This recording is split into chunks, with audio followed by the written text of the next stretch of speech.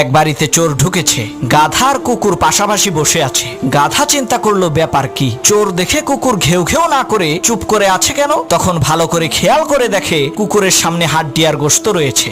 গাধার তো বুঝতে আর বাকি রইল না যে কুকুর চোরের কাছ থেকে ঘুষ খেয়ে চুপ হয়ে আছে, সে আর চোর ধরবে না। তখন গাধা কোনো উপায় না দেখে বাড়ির মালিককে ঘুম থেকে জাগানোর জন্য চিৎকার করা শুরু করলো। গাধার বিরক্তিকর চিৎকার শুনে বাড়ির মালিক ঘর থেকে বের হয়ে দেখে কুকুর আরামে ঘুমিয়ে আছে আর গাধা লাফাচ্ছে। মালিক রাগান্বিত হয়ে একটা লাঠি দিয়ে গাধার পিঠের উপরে কষিয়ে 2টা বাড়ি মারলো। তখন গাধা মনে মনে চিন্তা করলো, পাহারাদাররা যখন ঘুষ খেয়ে চোর ধরা বন্ধ করে দেয়, তাদের দায়িত্বকে ভুলে যায়, তখন অন্য কেউ যদি চিৎকার করে মালিকের ঘুম ভাঙাতে চায়, তার অবশ্যই পিটুনি খেতে হবে, জেল জুলুমের শিকার হতে হবে।